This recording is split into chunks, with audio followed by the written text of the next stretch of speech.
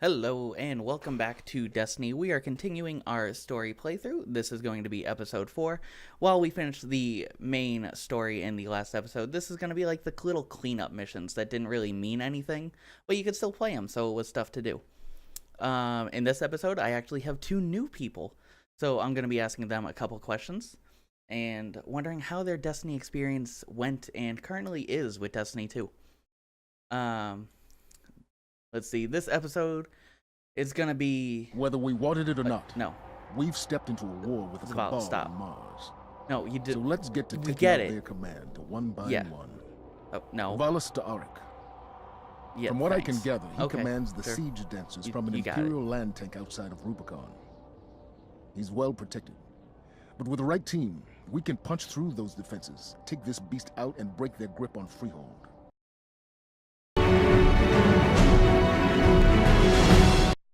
How's it going?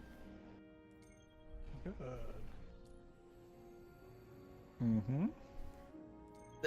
Okay, thanks. Is this how it starts off right here? Just Yeah, how you yep. going? Yeah. Oh, wow. No. Hi, See, I muted myself to do an intro. No.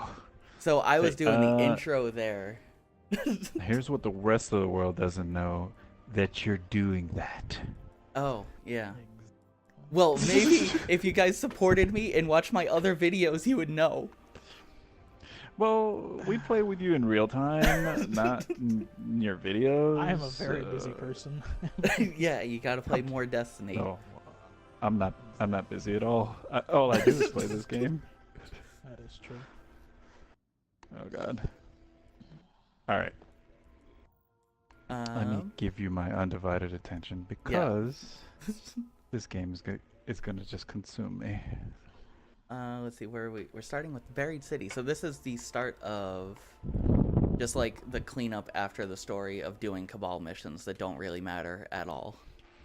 That don't really matter at all. Oh, okay. How dare you? Everything that's matters. That's where we get placed at? Okay. How dare you? Everything Yeah, matters. but you guys get the strikes. I have to make sure.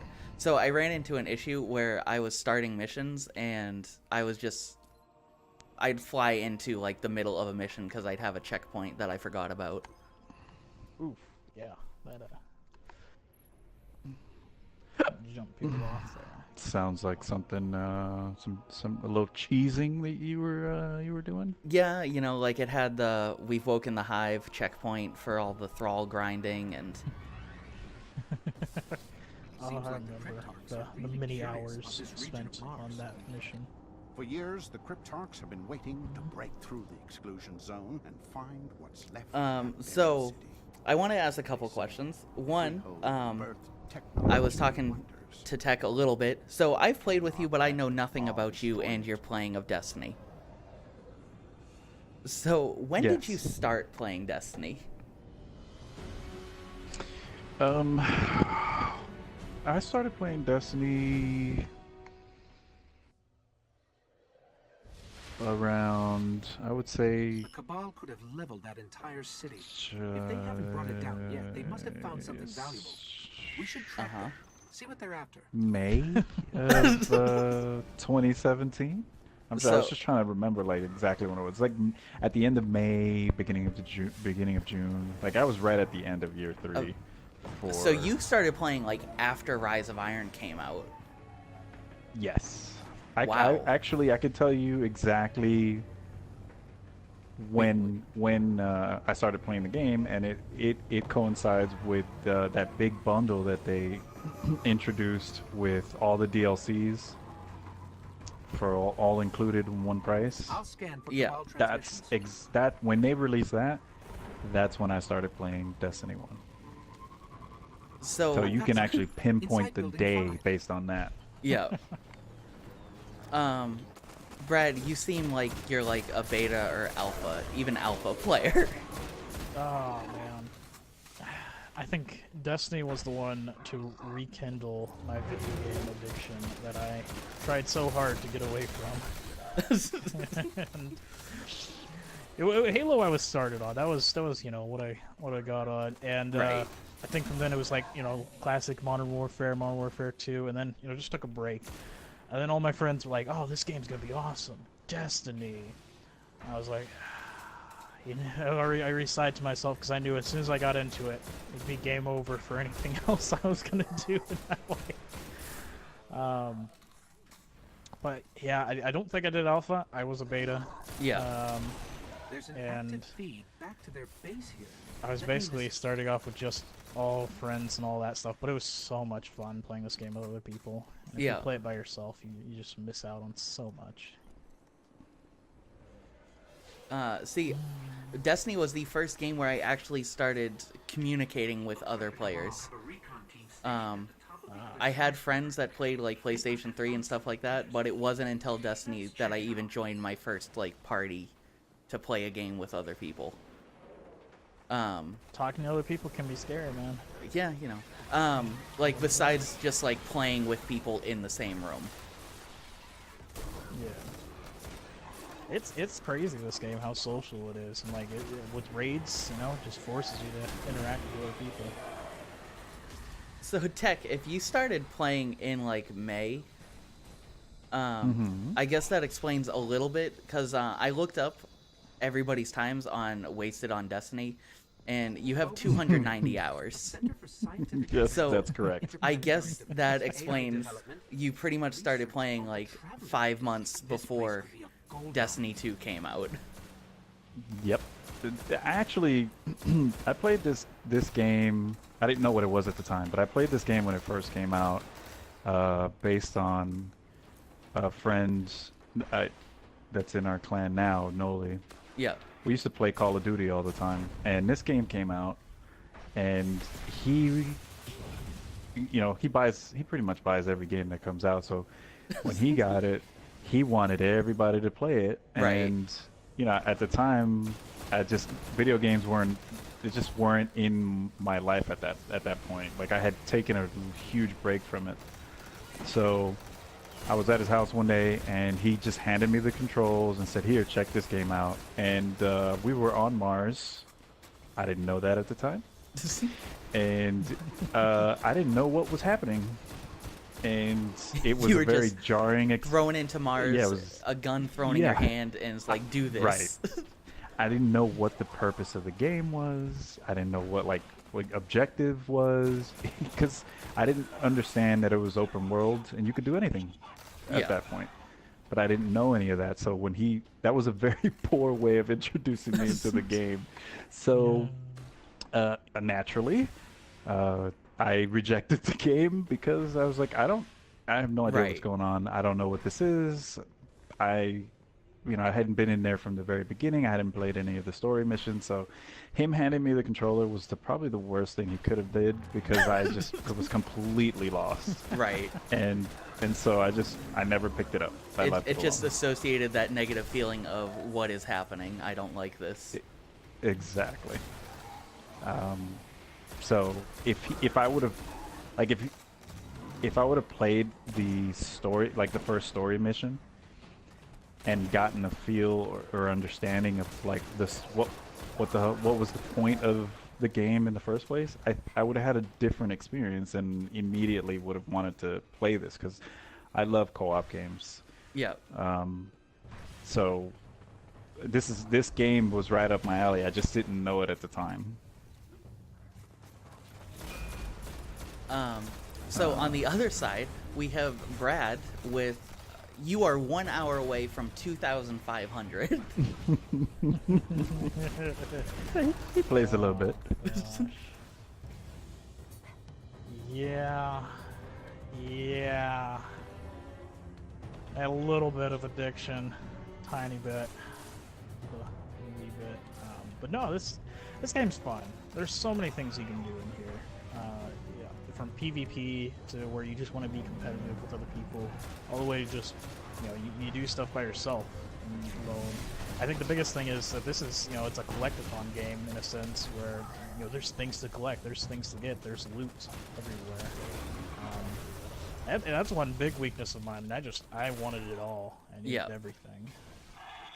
And to the degrees that I went to try and get things, little degrading. But Gosh, it's fun, and I think the thing that really kicked it off was when I actually did join in the clan, because all in year one I was basically just by myself with friends for like the first part of it, and then obviously your friends aren't always going to stay into the same game or Right. be into gaming AI as once intense connected as to you the are. war mind of Mars. And so summer kicked off, and I was like, you know what, I want a clan or something like that. And I found people, and basically I was in a rumble match, and I was like, all right, I wanted someone that's somewhat skilled, but I still want to be good.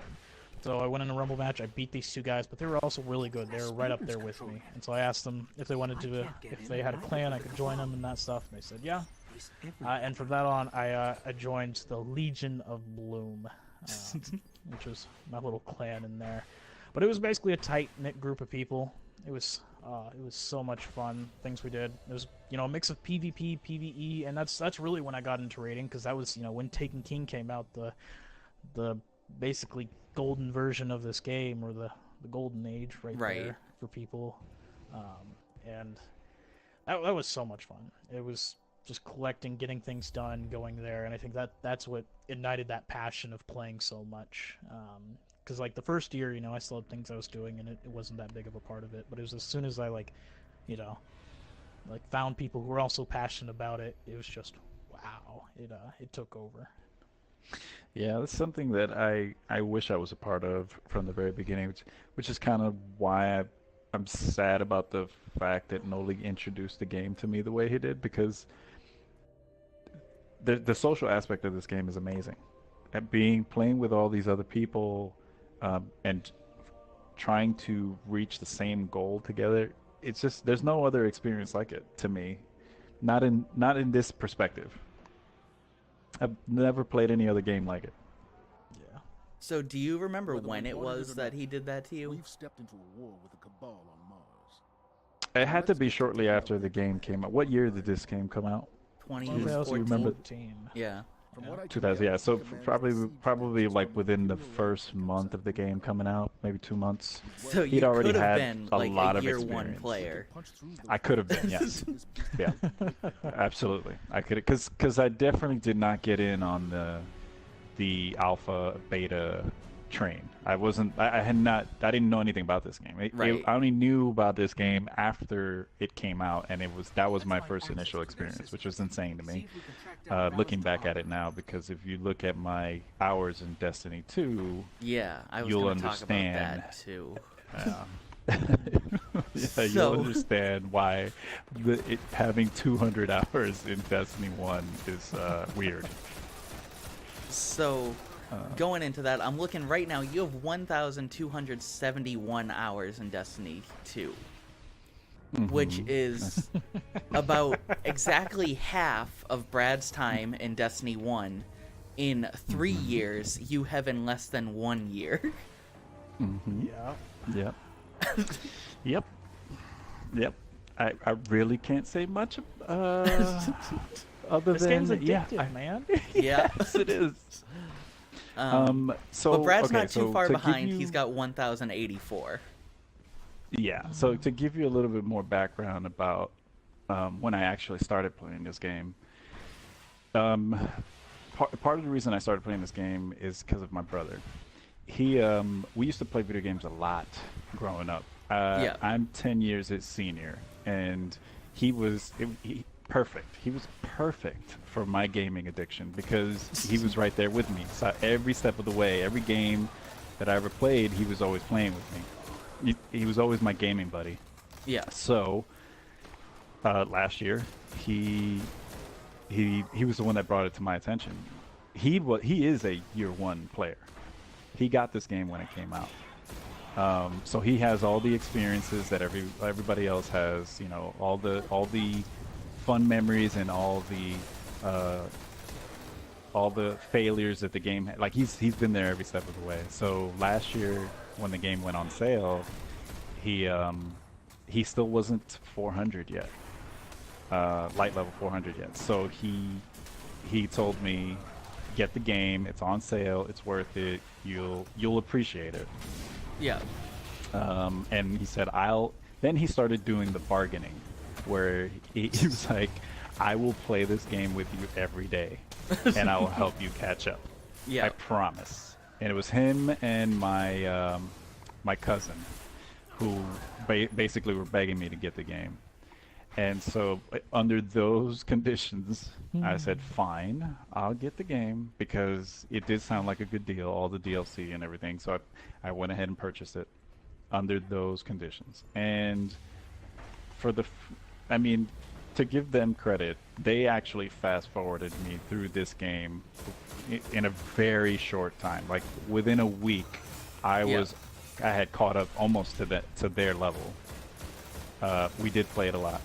And they were right. I did enjoy this game. Once you play it as intended, it is a really good game. It's addicting, and I'm the type of player who loves to collect everything. Yep. So this game fed that addiction very quickly, and we played. Within that first week, I caught up on everything, and my cousin, maybe like within a month of that, he stopped playing because he's very much an ADD player. He loses interest in video games very quickly, and he switches to the next game until he gets bored of that. So, but my brother, he did keep true to his word, and he did continue playing the game with me. I definitely don't have all the things in the game, but I have experienced the game as intended, all the way to from beginning to end, story and all of that. Then I started learning about exotics in the game and that kind of stuff, and then that's where the sadness starts to come in, because I realized, I'm never going to have certain things that this game had to offer in the first year. Yeah. So, but I was okay with it, because then I found out that Destiny 2 was coming out. So I was like, all right, well, my mission in Destiny 2 is going to be, I'm not missing anything. I'm going to jump in from the beginning and make sure I collect everything, because I missed out on Destiny 1. So essentially, the very last thing that my brother had not really done in the game since year 1 was play the raids. He had played Vaulted Glass a lot, but he hadn't played any of the other raids. So this is how we met Brad. Yes. Because my brother, he found the LFG system on Reddit, and he started signing up like himself. Yeah. To the raids. What are you doing up there? I was Josh? so just. Yeah, man. I was just enthralled by your story. I wasn't paying attention. Okay. Well, there's a giant tank down here. Pay attention. Yeah. So he had been signing up to the raids by himself, and he, on one of those occasions, he actually, told me what he was doing, which I thought he was crazy, and he asked if I wanted to join. So I said okay. I didn't know how the system worked or anything, but I said fine. I was free that day or whatever, so I said sign me up, whatever. Put my name in there. I didn't know how it worked. Right. So do I have to write a letter? How does Reddit work? Yeah. So, well, the internet is a dangerous place, Josh. I try to steer clear of it. So he did that, and he signed us up for the raid, and it was, which one was it? I don't think it was it? No, was it Vaulted Glass? You did Wrath, but that was later on. I think I did one with you before that. Maybe it was Vaulted Glass, the first one. I think he appreciated, he wanted me to experience them in order. So I think we did do Vaulted Glass first. Plus, he had a lot of experience with that one. So he just hadn't done any of the other ones. So we started off with that one, and that's how we met Brad. Brad was actually were you Sherpa? Were you co-Sherpa on that, or were you doing that solo? If it was Volta Glass, it was probably a solo one. Okay, so yeah, so that's how we met. That's how we met Brad, and then Brad mentioned that he had that they usually he and then later on we find out that the other Sherpas would stream as well. Yeah. But that he would stream the raid so that you could go back and kind of look back at, you know, his perspective and maybe see yourself and see like the different encounters and maybe understand them better. So, you know, I at that time, same thing. I really didn't. I knew about Twitch, but I didn't really like, you know, go on there that much. Yeah. Much like Reddit, you know, I would just avoid the internet as much as I can. And so I went ahead and looked it up, and that's when I started to understand, you know, based on that, I just like it just fed the monster inside me for info. Like I looked up Twitch, his Twitch, looked up the video, it started there. Then I started to look up like, okay, how does Reddit work? How do you sign up for the raids? Because I wanted to do more. Yeah. And whoa. And well, I just potatoed that. So I just learned, you know, I just started basically doing my research, learning more and more about it, because I didn't realize how much the game had to offer even after you've done the story, this end game content. I didn't realize that there was this level of gameplay, you know, so to speak. So I did everything in my power to learn more, and I started independently of my brother, I started signing up for the other raids. Yeah. And you know, and then I would include him in that signing. You know, I would put his name in there as well. Again, not fully really understanding Reddit and the LFG system, because Give me an overshield. You did give me an overshield. Tech, don't die. Brad was very, very understanding about it. You know, he was really cool and kind. Yeah, how much time do you have? He's here. Yeah, he's back. Okay, cool. Thank you. Yeah, because he's about to die. I didn't want to kill him. Oh. So Brad was, you know, he was really cool and understanding about it. And anytime I could get in, I would, you know, I started following him on Twitch. And anytime that I could get into the raids, I would try to sign up and get in there. And, you know, that's how I was able to experience all the raids. It was basically through Brad and his Sherpa-ring with two other. Usually he would have for the harder ones, he would have two other people. So each raid, you know, it has different levels to it. We got in on... It was probably a normal mode. Yeah. For Volta Glass was the first one that we did with Brad. But then after that, you know, once I figured out, oh wait, there's more. There's challenge mode. There's, you know, there's more difficulties. So you know, I just started signing up as much as I could, trying to get in on everything, try to experience the game to its fullest, try to get my money's worth. And that's how I met Brad. And I just never stopped following. I became a stalker, if you will. Anytime Brad streamed, Definitely did. anytime Brad that. would stream, and Josh you were in there too. So anytime you guys would stream, I would watch to see, because I wanted to see the different, like, once I understood that there was different ways to play the game, and you know, then it's just, again, it fed the monster in me, because then I found out you could do speed runs, there was, you know, all this stuff that you could do.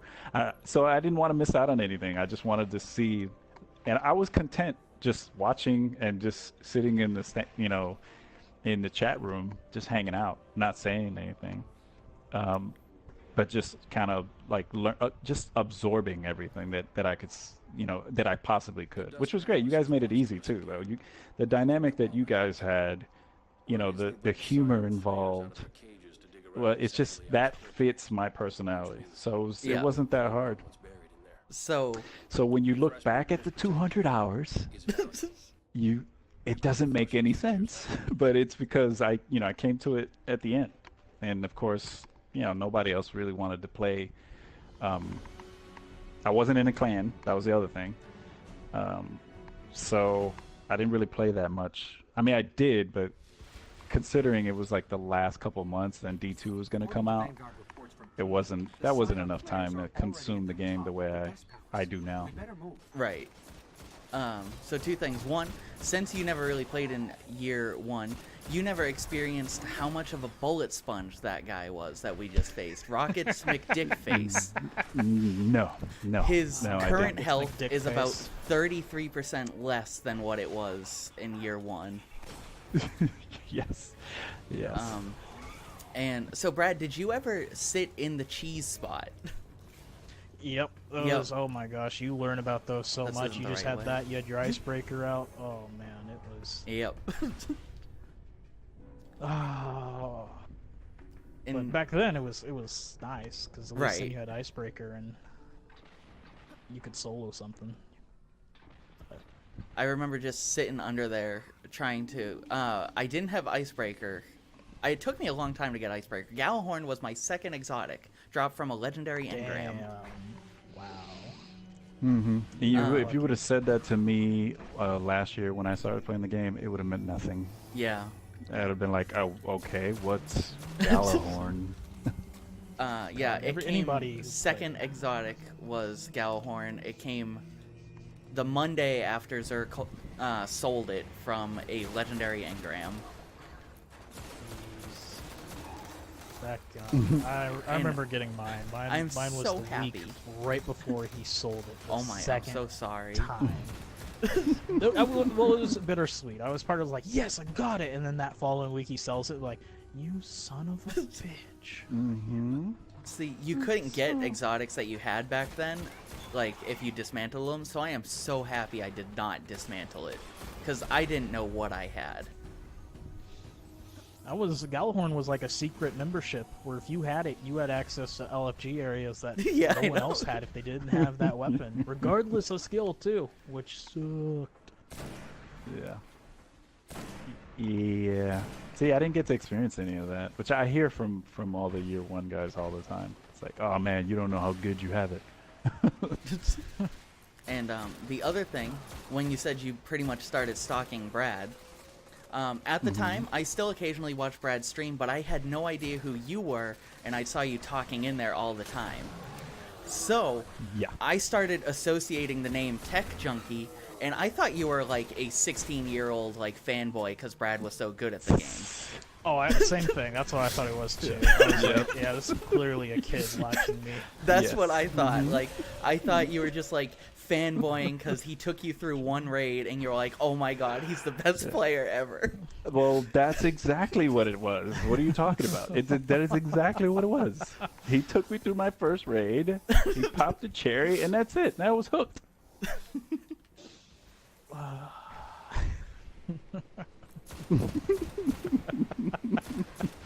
And then when I started seeing like you on his fire team, I'm like, oh, Brad must be being nice and being like charity.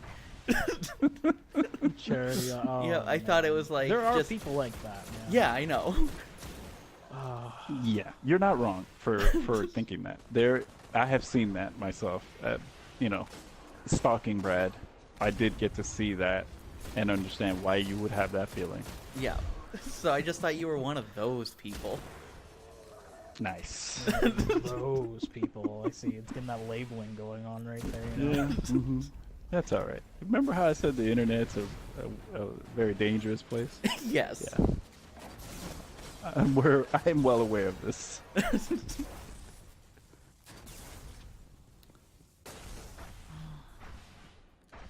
So, Brad, I don't know if you ever experienced this with this strike, but this is like the Scion Flare strike.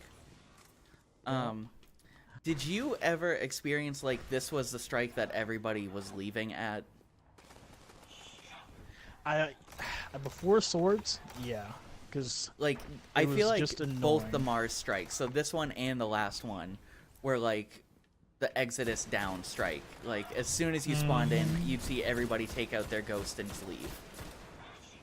Yeah, it was annoying because they had all 3 different shields on there, and as soon as you killed one of them, instantly it would start spawning reinforcements on Right. there with a giant like cabal on there. It's like, really? And was that like was that something that changed later on, or is When this it's swords always, it came was out, always like this that? became really easy because you could just spawn camp Yep. them and kill them like instantly. And like I said, they took away Rocket McDick's face is like 33% of his health. So And then they also introduced that strike loot, which was those little Scion cloaks, and every Right, yeah. hunter wanted one of those. Oh yeah, I have one of those. And it was corresponding to whatever one you killed, which is actually really cool. And I know a lot of people are like, don't kill this guy, don't kill the Void one, or whatever. it'd be whatever they awful wanted. just like loading into matchmaking and trying to get the one you wanted. Yeah. Ah. And I think what a lot of people don't understand with this one is more or less what you're actually doing in this strike, and it's kind of basically where a part of Rasputin, another little section of the war mine, basically, and these Scions are trying to take control of it, and it's interesting. The lore on Mars, there's like super cool, where they take down tons of the Cabal. Rasputin does with a bunch of war mines, but we don't get to see that, sadly. Yeah. Which they basically kind of do in Destiny 2. They like bring back like the idea of like Scion Flayers trying to do stuff with Yeah. Rasputin with the heroic missions and war mines. The psionic potential.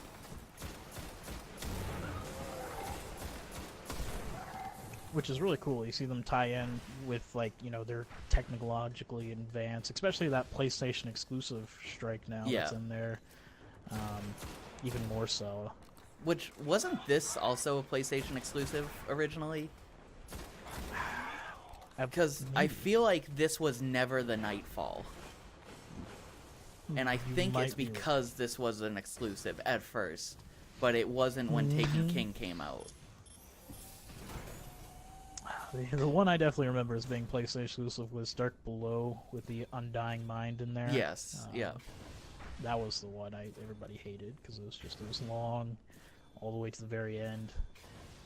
Just a boring boss battle. See, I love the Undying Mind though, simply for that one section where it was just popping super after super to clear the one hallway. Yeah, the stairway up there. Yeah. Funny tidbit about Nightfall. I didn't know initially that there was different Nightfalls because my brother was obsessed with farming a specific one, Yep. and so for the longest time I thought that the Nightfall was always the one with the screaming witch. Omnigul? Yes, Yeah. that one. Yeah. He Which was was probably really- trying to get a grasp of Malak.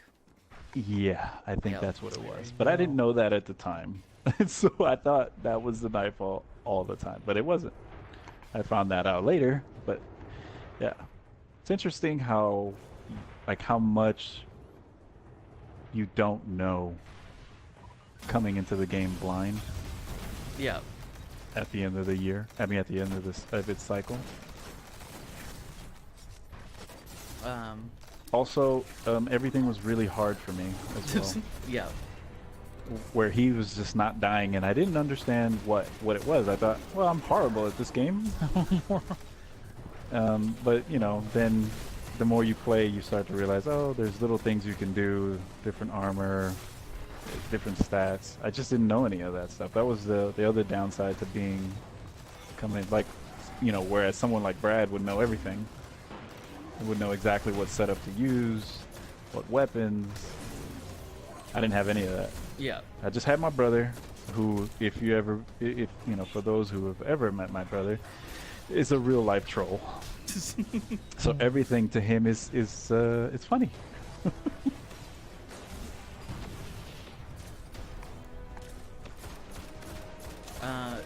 Do you remember your first Nightfall, Brad? know if I remember my first Nightfall. I definitely remember one of the Nightfalls, like trying to solo it, and I can't remember the name of it. It was one on the moon with the ogre. With Fogoth, it was the summoning pits. Fogog, yeah, that's what it was. And I remember me having an icebreaker, and I wasn't in the boss room, but I was in that door. Camping out in the door with, like, where the Shrieker spawned. Yep. Yep. And basically just taking his health away as I was all the way in the back there. See, I think that if you were doing it when it came out the first time, then that was the second Nightfall. Second Nightfall. Huh. Because they did do the strikes in order, I believe, where first week it was Sepix, and the second week it was Fogoth.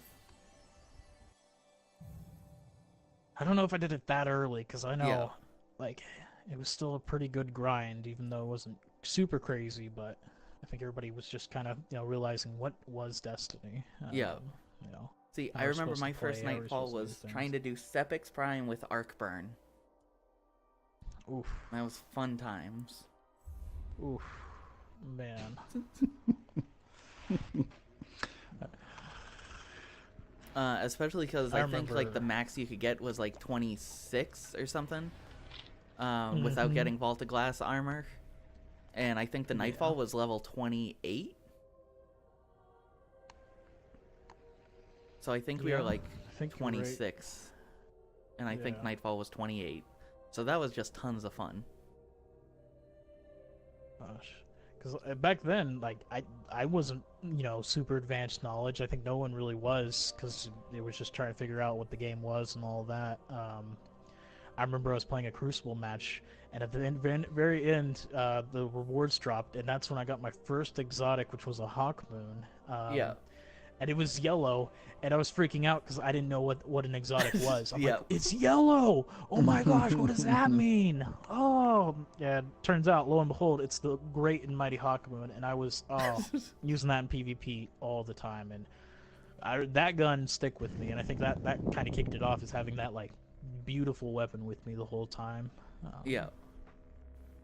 Okay, well, that was actually the end of that episode already.